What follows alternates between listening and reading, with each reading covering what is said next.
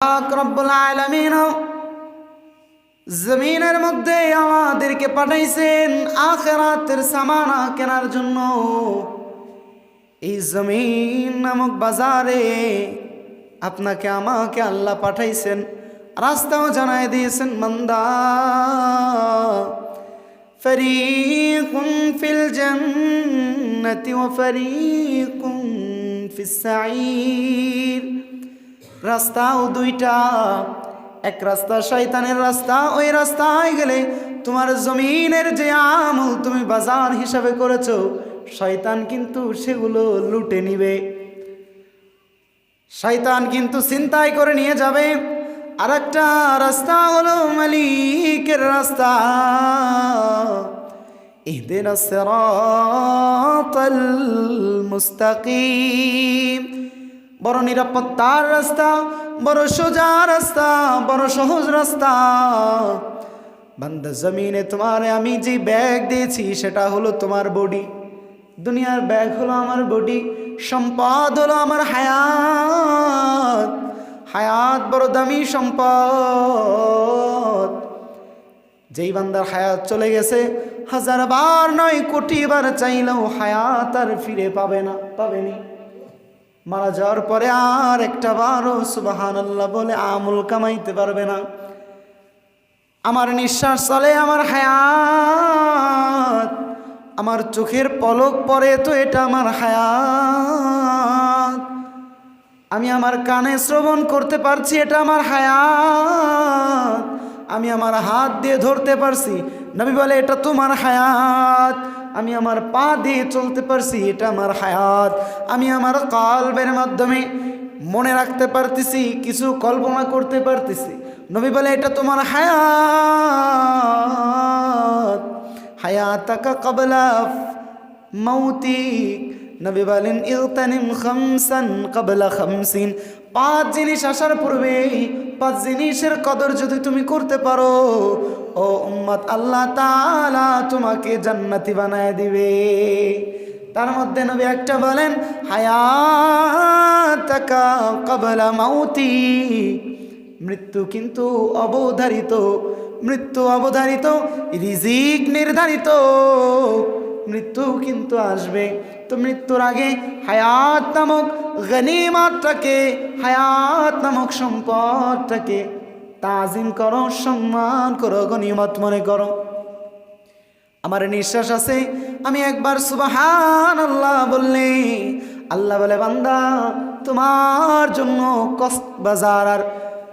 কক্সবাজারের ল্যাম্বরগিনি আর আমেরিকার দামি জমি। শুধু এটা নয়, একবার সুবহানাল্লাহ বলার সাথে সাথে জান্নাতে তোমার জায়গায় আমি জমি লাগায়া দে। তুমি একবার সুবহানাল্লাহ বলবা, নবী বলেন ওয়াহিদা মাররাতিন সুবহানাল্লাহ আকতারু মিন উহুদিন। একবার সুবহানাল্লাহ বলবা, আমি আল্লাহ তাআলা তোমাকে উহুদ পাহাড়ের চাইতেও বেশি নেকি দান করব। হায়াতের এত বড় দাম। আল্লাহ বলে রে বান্দা তোরে যে জমিনের মধ্যে পাঠাইছি এটা হলো আখিরাতের বাজারে পাঠাইছি। জমিনে যা করবা, যে বাজার তুমি করবা, সেই বাজার তুমি আখিরাতে ভোগ করবা। বেনামাজি হয়ে আসবা, বেনামাজির ফল কিন্তু আগুন, জান্নাতে কিন্তু আগুন নাই। সুতরাং তুমি জান্নাতে যাইতে পারবা না, জাহান্নামই কিন্তু তোমার আবাসস্থল হবে। আল্লাহ তাআলা জমিনের মধ্যে আমাদেরকে পাঠাইছেন বাজার করার জন্য। কেন পাঠাইছেন বলেন? মাজরাতুল আখিরা, আখিরাতের পাথেয় নেওয়ার জন্য। কেন পাঠাইছেন? আখিরাতের পাথেয় বাজার করার জন্য পাঠাইছেন। এজন্য কবি আল্লাহ পাক রব্বুল আলামিনের এই বাস্তব কথাটুকু তিনার ভাষায় সুন্দর করে করে বলছেন, দুনিয়া কি এ মুসাফির मंजिल तेरी कब्र है, तो चल रहा है अपना 2 दिन का ये सफर है, दुनिया की है मुसाफिर, दुनिया की है मुसाफिर, मंजिल तेरी कब्र है, 2 दिन रहा है अपना, 2 दिन का ये सफर है, दुनिया की है मुसाफिर। কবি ডাক দিয়ে বলে, ও জমিনের মানুষ, বাজারে যাওয়ার পর যদি কোনো ব্যক্তি ভাবে এটাই তার থাকার জায়গা, তো তাকে কেউ বুদ্ধিমান বলে না। বুদ্ধিমান বলেনি। বাজার করতে গেছে সকালে, এখন ওই জায়গা যাই বিল্ডিং টিল্ডিং উঠে ওই জায়গায় বসে রয়েছে।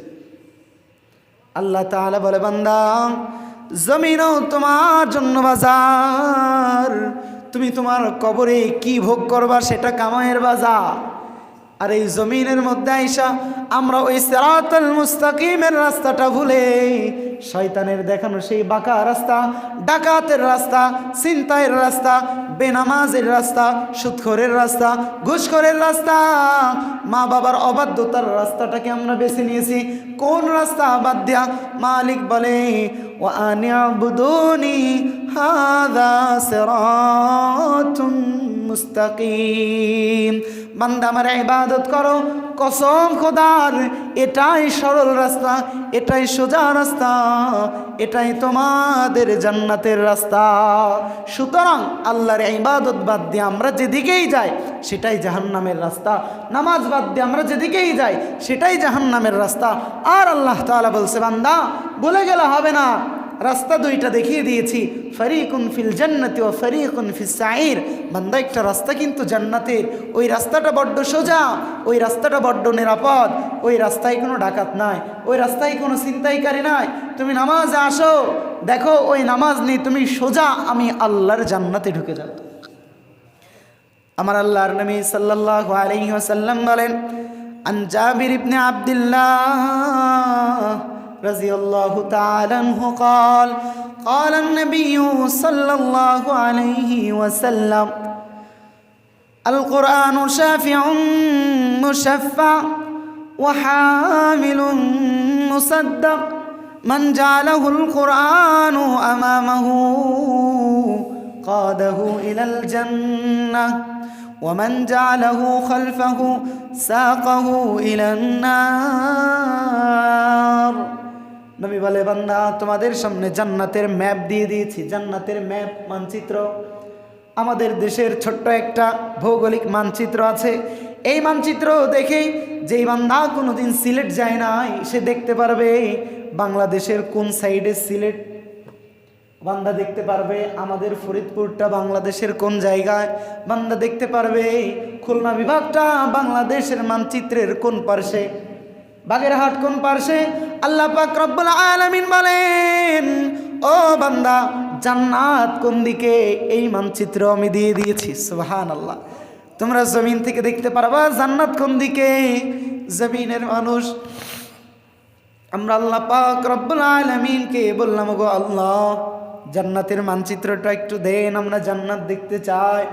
আল্লাহ তাআলা কোরআনে কারীমের 30টা পারা আমাদেরকে দিয়ে বললেন, ও বান্দা গোটা 30 পারা কোরআন হলো জান্নাতের রাস্তার ম্যাপ। তুমি এই কোরআন দেখে দেখে ব্যবসার মধ্যে যদি চলো, ব্যবসা করেও জান্নাতে যাওয়া যায়। তুমি এই কোরআন অনুযায়ী সংসার জীবন পরিচালনা করো, হ্যাঁ এভাবেও জান্নাতের মেহমান হওয়া যায়। আল্লাহ নবী সাল্লাল্লাহু আলাইহি ওয়াসাল্লাম হাদিসের মধ্যে বলেন, আত-তাজিরু সুদুকুল আমিন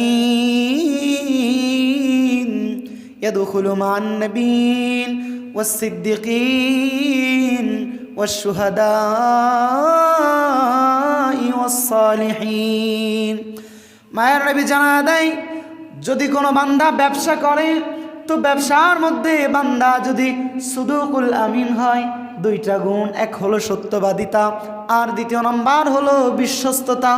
এই 2 গুণ নিয়ে যে বান্দা ব্যবসা করবে, আল্লাহর নবী বলেন সে শুধু জান্নাতে যাবে না, সে নবীদের সাথে জান্নাতে যাবে। সুবহানাল্লাহ। আমরা ব্যবসা করি, ব্যবসা করেও জান্নাতে যাওয়া যায়, তবে ব্যবসার ভিতরে বাটফারি করে জান্নাতে যাওয়া যায় না। ব্যবসার ভিতরে লুকোচুরি করে আর দুধের ভিতরে পানি মিশায় আর ভালো বলে খারাপ দিয়ে জান্নাতে যাওয়া যায় না। নবী বলেন দুই জিনিস লাগবে, সত্যবাদিতা, বিশ্বস্ততা। এই দুই গুণ থাকার পর যেই বান্দা ব্যবসা করে, আর যদি ইমানদার হয়, ইমান না হইলে এই দুইটা কারো ভিতরে থাকে না, তো যেই বান্দা এভাবে ব্যবসা করে, নবী বলেন সে শুধু জান্নাতে যাবে না, ইয়াদখুলু মান নবিয়্যিন, এক নাম্বার সে নবীদের সাথে জান্নাতে যাবে, ওয়াসসিদ্দিকিন, সিদ্দিকদের সাথে জান্নাতে যাবে, ওয়াশ-শুহাদা'i ওয়াস-সালিহিন, শহীদদের সাথে জান্নাতে যাবে, নেককারদের সাথে জান্নাতে যাবে। সুবহানাল্লাহ। আল্লাহ তাআলা জান্নাতের রাস্তা কোরআনে কারীমের মধ্যে দেখিয়ে দিয়েছেন। যে বান্দা জান্নাতের মানচিত্র এটা, জাহান্নামের মানচিত্র এটা। তুমি যদি এই রাস্তায় চলো, এই রাস্তা তোমাকে জান্নাতে নিয়ে যাবে। তুমি যদি সিজদাওয়ালা বনে যাও, তো জিন্দেগির এই সিজদা তোমাকে কবরে একা ছাড়বে না,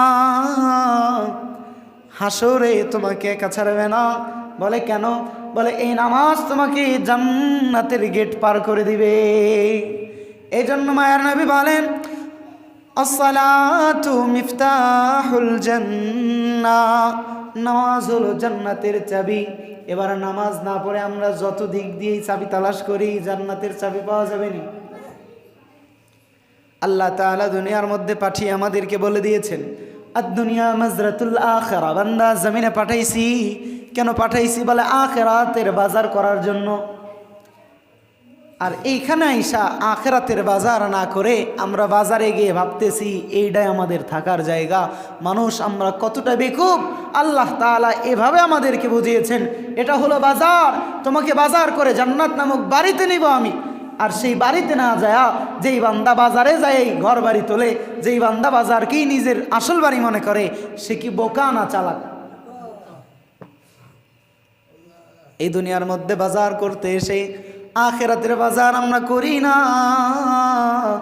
ভাই ভাই মারামারি, ভাই ভাই কাজাকাজি, বন্ধু বন্ধুতে বিচ্ছেদ, বাবা মা সন্তানের সাথে বনে না, সন্তান বাবা আমার সাথে বনে না, প্রতিবেশী প্রতিবেশীর সাথে বনে না।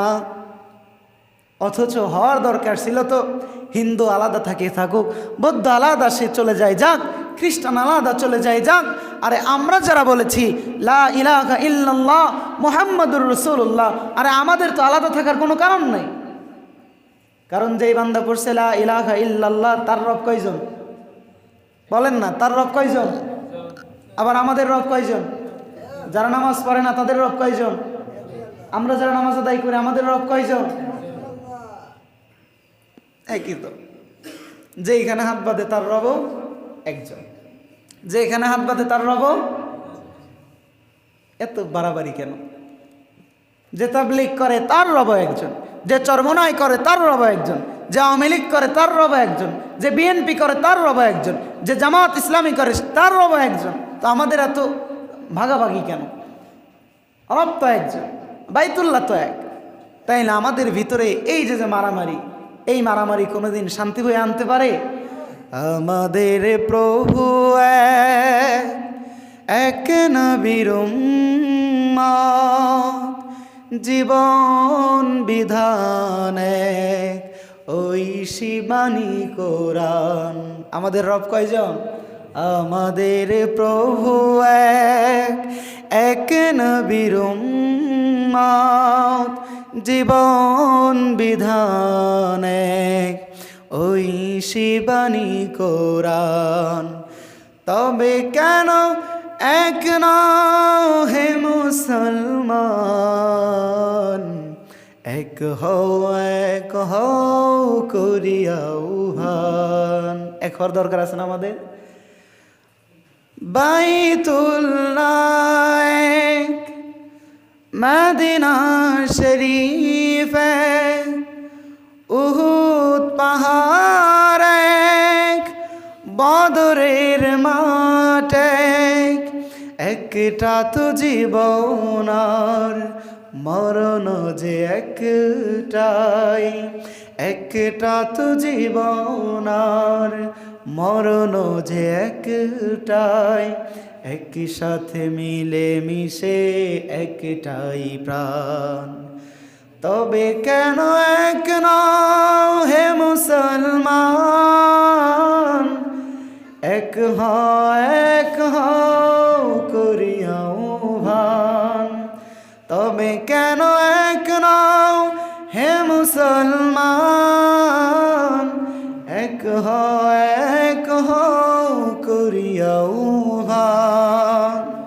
আল্লাহ তাআলা আমাদেরকে এক হওয়ার জন্য দুনিয়ায় পাঠাইছেন। কারণ যে নামাজ পড়তেছে তারও জান্নাত একটা, যে ভিন্ন দলে থেকে নামাজ আদায় করতেছে তার উদ্দেশ্য একটা, জান্নাতে যাওয়া। তো উদ্দেশ্য যদি এক হয়, বাইতুল্লাহ যদি এক হয়, মদিনা শরীফ যদি এক হয়, উহুদের পর্বত যদি এক হয়, বদরের ময়দান যদি এক হয়, এত আলাদা, এত মারামারি, এত গ্যাঞ্জাম, এত বিচ্ছেদের কোনো দরকার নাই। আসেন সব ভাই একসাথে নামাজি হই। দেখতে দেখতে বছর চলে গেল, দেখতে দেখতে আবার রমজান চলে এলো। আখেরাতের পুঁজি, আখেরাতের বাজার আমরা কে কত দূর করেছি। আল্লাহ তো পাঠিয়েছিলেন এজন্য যে যাও দুনিয়া নামক বাজারে যাও, জান্নাতের বাজার করে আসো। সেই বাজারে আসার পর 1 বছর চলে গেল, 2 বছর চলে গেল, 3 বছর চলে গেল, 12 বছর, 1 যুগ চলে গেল, 20 বছর চলে গেল, 40, 60, এখন 80 বছর মৃত্যুর দ্বার প্রান্তে চলে আসছি। এখনো আমাদের ভিতরে এই চিন্তা, এই মনোভাব এখনো আমাদের মধ্যে আসে নাই কবরের সামান কত দূর করেছি। দাড়ি পাকা মুরব্বী যদি এখনো চিন্তা করে যে ছাদের বাকি কাজটুক কবে যে সারবো, টেনশনে বাঁচি না, তো বলেন আমাদের আখেরাত নিয়ে কতটুক চিন্তা রয়েছে। দেখেন যে মানে মানুক, না মানে না মানুক, কথা আমার এই কথা একজন বিশ্বাস করুক আর না করুক, কিন্তু এই বাস্তব নির্ধারিত মৃত্যুর কথা স্বীকার আপনাকে করতেই হবে। সেখানে কি নিয়ে যাব, কি নিয়ে যাব? মরার সাথে সাথে এতটা পর হয়ে যায় মানুষ। বারবার আমি আপনাদেরকে এই আয়াতগুলো বলি যে আল্লাহ পাক রব্বুল আলামিন বলছেন, ইয়াউমা লা ইয়ানফাউ মালুন ওয়ালা বানুন। আল্লাহ তাআলা বলেন সেদিন সন্তান বাবার কোনো উপকারে আসবে না, ধন সম্পদ দুনিয়ার কারো কোনো উপকারে আসবে না। কি উপকারে আসবে বলে? আমল উপকারে আসবে। তো এগুলো আমাদের বুঝতে অনেকের কষ্ট হয়। বাপের আবার সন্তান উপকারে কেমনে আসে না? ও মুসলমান, যেই খাটিয়ায় বাপের গোসল দেওয়া হয় ওই খাটিয়ায় জীবিতরা আমরা ঘুমাইতে চাই না, আমাদের রুচিতে টানে না, ঠিক নেই? যেই গামছা দিয়ে মৃত ব্যক্তিটারে গোসল দেওয়ার পরে মোছানো হয় ওই গামছাটা ভালোভাবে ধৌত না করে হাত মুখ আমরা মুছতে ইতস্ততা বোধ করি। কেন? তোর বাপেরই তো গোসল করা, এইটা দিয়ে মোছানো হয়েছে। বলে না, লাশ মোছানো গামছা এটা, লাশ মোছানো গামছা এটা। যেই সাবান দিয়ে গোসল করানো হয়েছে ওই সাবানটা দেখবেন পরিত্যক্ত হিসেবে রেখে দাও, ওইটা দিয়ে গোসল করতে চায় না।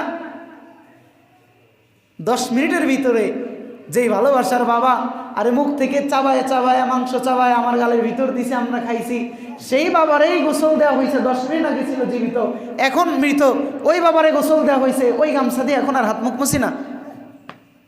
10 মিনিটের ভিতরে যদি আমরা এতটা পর হতে পারি, ও মুসলমান এখনো আমরা জাহান্নাম দেখি নাই। ও মুসলমান এখনো রহমান রবকে কাহ্হার হিসেবে দেখি নাই। এখনো আখিরাতের ময়দানের সূর্য আমাদের আধা হাত উপরে আসে নাই। এখনো নবীদের নফসি নফসি বলার চিৎকার আমাদের কানে আসে নাই। তাতেই যদি আমরা এতটা পর হয়ে যাই, একবার চিন্তা করেন যেদিন আমলের এত টানাটানি হবে, যেদিন নবীদের এত চিন্তা বিভস্র অবস্থা থাকবে, সেদিন একজন মানুষ আর একজন মানুষের কতটা শত্রু হবে, কতটা আপন হবে আর কতটা শত্রু হবে। এবার বোঝেন, দুনিয়ার কোনো কিছু দিয়ে বাঁচা যাবে না। রমাজান চলে আসছে, শাওয়াল মাসের চাঁদ উঠেছে আজকে, শাওয়াল মাসের 1 তারিখ, শাওয়াল মাসের 1 তারিখ, আর 29 দিন পরেই রমজান চলে আসবে। রমজানের যাত্রা আমাদেরকে এখন থেকেই শুরু হয়ে গিয়েছে। আল্লাহর নবী তো রজব মাস থেকেই শুরু করতেন, আল্লাহুম্মা বারিক লানা ফি রজব ওয়া শাবান ওয়া বাল্লিগনা রমাদান। ওগো আল্লাহ বরকতের মাস পর্যন্ত পৌঁছায় দেন। কেন? যাতে করে বরকতের মাসে আমি বরকত পেয়ে ইবাদত করে আল্লাহর জান্নাত কামাইতে পারি। নবী এই দোয়া করে। আজ পর্যন্ত আমাদের ভিতরে এই মনোভাব আসলো না। রোজা আসে আমাদের কাজ কাম আরও বেশি চেতে, হ্যাঁ, সামনে ঈদ, রোজা আসলে মুমিনের তো চিন্তা আসবে, আখিরাত কামানো চিন্তা। দেখেন কি কোনভাবে কথাগুলো নেবেন জানি না। কে রমজান পর্যন্ত হায়াত পাবেন এটাও আমরা কেউ জানি না। তওবা করি, এখন থেকেই তওবা করি। আসেন কোরআনের মাসে কোরআনকে কাছে নেই। আসেন দুনিয়ার সাথে সম্পর্ক একটু নড়বড়ে করে আখিরাতের সাথে সম্পর্কটাকে মজবুত করি। আসেন দুনিয়াওয়ালাদের থেকে সম্পর্কটাকে নড়বড় করে আখিরাতওয়ালা মালিক আল্লাহর সাথে সম্পর্কটাকে মজবুত করি। আসেন নিজেদের জীবনটা পাল্টাই, আসেন নিজেদেরকে বেনামাজির খাতা থেকে নামটা কাটি, আসেন নিজেদেরকে নামাজি বানাই, আসেন নিজেদেরকে মসজিদওয়ালা বানাই। কত রমজান চলে গেল, রমজান দামি হয়েছে কোরআনের মাধ্যমে, অথচ সেই দামি কোরআন আরে যেইখানে লাগছে সেইখানটাই দামি হয়ে গেছে। মাসের ভিতরে নামছে তো মাস দামি, নবীর উপরে নামছে নবী দামি, যেই শহরের উপরে নামছে সেই শহর দামি, যেই মানুষগুলোর উপরে নামছে সেই মানুষগুলো দামি। আজ পর্যন্ত এত কিছু জানার পরও এখনো নিজেদের মধ্যে ওই দামি কিতাবটার ছোঁয়া লাগায়া নিজেকে দামি করতে পারলাম না। আর কবে পারবো? বাংলাদেশের মানুষের গড় আয়ু 7 বছর থেকে 65 বছর পর্যন্ত, তো 20 বছর তো চলেই গেছে। আল্লাহর ইবাদত না করতে করতে 1 ওয়াক্ত 2 ওয়াক্ত এই সপ্তাহে সেই সপ্তাহে এভাবে ঠুয়ো ইবাদত করতে করতে তো 1 যুগ 2 যুগ চলেই গেছে। বলেন আর কয়দিন বাঁচবো? 7 বছর থেকে 65 বছর, এখন তো আর 100 বছর লাস্টিং করেও না। তা হায়াত কত দূর আছে? বলেন আমাদের হায়াত কত দূর আছে? নেই তো, আমাদের হায়াত তো নেই, যে কোনো সময় চলে যেতে হবে। এই মাসের ভিতরে কতজন এই এলাকা থেকে গেলে একটু চিন্তা করেন তো। মালিক চাইলে তাদের ভিতরে আমিও থাকতে পারতাম কিনা? যদি মালিক ডাক দেয় থাকতে পারবো কেউ? আসেন আমি আপনাদের পায়ে হাত দিয়ে বলি, রমজান আসছে, শাওয়ালের চাঁদ উঠেছে, আমরা আমাদের জীবনের মনোভাবটাকে পরিবর্তন করি। মাগরিবের পর আমি আপনাদেরকে, বিশেষ করে আমার তো এই যে এখন একটু দেখা যাচ্ছে যে ঝামেলা, মাহফিল টাহফিল নিয়ে সমস্যা নেই, কিছুদিন পর থেকেই শেষ হয়ে যাবে। আপনারা মাগরিবের পর 20 মিনিট বসবেন, যেনারা আসেন 20 মিনিট বসবেন, আমি আপনাদেরকে কোরআন শিখাবো। ভয় নাই, টাকা পয়সা দেওয়া লাগবে না, আপনারা বসবেন। এই মাস থেকেই যদি আপনারা শুরু করেন ইনশাআল্লাহ হরফগুলো এই মাসেই চিনে যাবেন। রমজানে আমি আপনাদেরকে কোরআন শিখাবো ইনশাআল্লাহ। শিখবেন তো ইনশাআল্লাহ? এই অফারটা কেন দিলাম? কোরআন আমাদেরকে দামি বানানোর জন্য আসছে, কিন্তু আফসোস কত রমজান চলে গেল। আমার যে মুরব্বী বাবাজির বয়স 60 বছর, উনি রমজান পাইছে বছরে কত? ওনার জীবনে রমজান পাইছে কতগুলো? 60টা রমজান পাইছে, যদিও ওইখান থেকে 12 বছর মাইনাস দিলাম, তাও তো উনি কতগুলো রমজান পাইছে? 48টা রমজান পাইছে। অথচ রমজান যে কারণে দামি হয়েছে সেই দামি জিনিস নিজের মধ্যে আনতে পারে না। আসেন নিজেদের মনোভাবটা কি পরিবর্তন করি। বসবেন তো ইনশাআল্লাহ? মাগরিবের পরে 20 মিনিট, 20 মিনিট মানে 20 মিনিট, 1 মিনিটে বাড়াবো না। আপনারা 20 মিনিট পরে দেরি হইলে চলে যাবেন। এরপর আর কোনো কথা আছে? অনেকের আপনাদের জরুরত থাকে, বসে তো যারা বসে আমি 20 মিনিটের ভিতর ছেড়ে দেই, যান আপনারা চা পান যা খাওয়ার দরকার খেয়ে আসেন। 20 মিনিট ইনশাল্লাহ, 20 মিনিট করে আল্লাহরে সময় দেন, জীবন পরিবর্তনের নিয়ত করেন। নিয়ত করেন এখন থেকে 5 ওয়াক্ত নামাজি হয়ে যাব। নিয়ত করা যায় না? কারা কারা আল্লাহর 2টা হাত তুলে দেখায় দেন। লিল্লাহি তাকবীর, লিল্লাহি তাকবীর। আল্লাহ তাআলা এই হাতগুলোকে কবুল করুক জান্নাতের জন্য।